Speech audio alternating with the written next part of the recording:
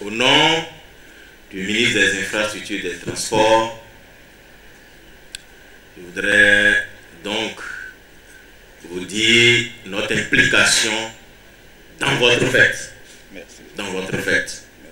Merci beaucoup et très bonne fête à tous.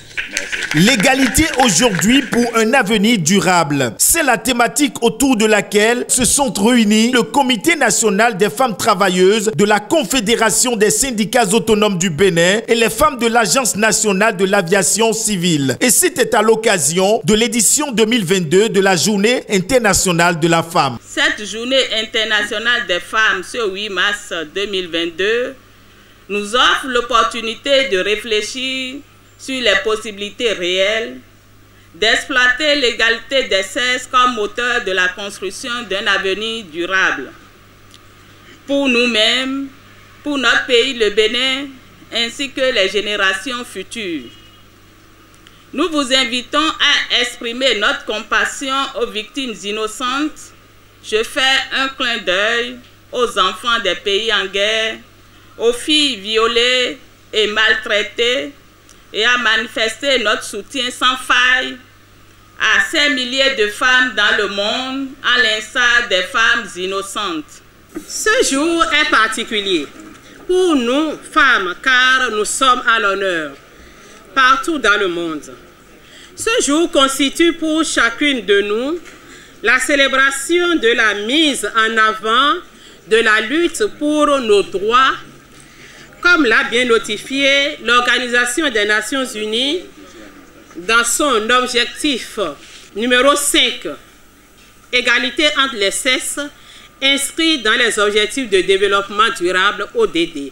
Plusieurs allocutions en l'honneur de la femme ont ponctué cette spéciale journée qui, loin de son caractère festif, mérite réflexion et analyse. Au Bénin, aujourd'hui, c'est un homme qui décide. Et vous avez bien vu le nombre de femmes dans le gouvernement. À l'Assemblée, ce sont les hommes qui décident. Vous avez bien vu le nombre de femmes à l'Assemblée. À la CSA Bénin, les hommes décident. Et vous voyez bien qu'on n'a pas encore atteint 50%. Alors, qu'est-ce qui vous revient à vous à faire?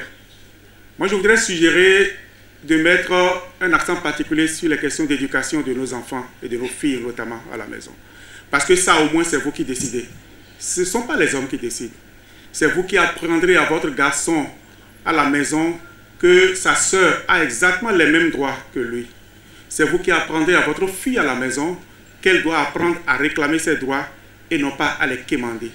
Qu'elle n'a pas à raser les murs lorsqu'on parle des droits humains. C'est pour les femmes cette journée, mais cette journée s'adresse aux hommes.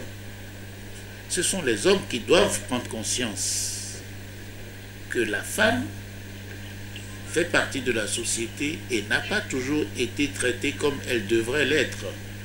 Et si vous avez accepté de venir ici, c'est que quelque part, nous reconnaissons, nous sommes d'accord que nos femmes font des efforts énormes et que nous avons besoin, nous avons le devoir de les soutenir dans leur quête de droit. J'ai dit leur quête de droit, parce que c'est leur droit. Et c'est à nous de créer les conditions pour qu'elles aient accès à ces droits-là. Une journée pour les femmes, certes, mais aux hommes de reconnaître la vraie place de la femme dans le concert des nations.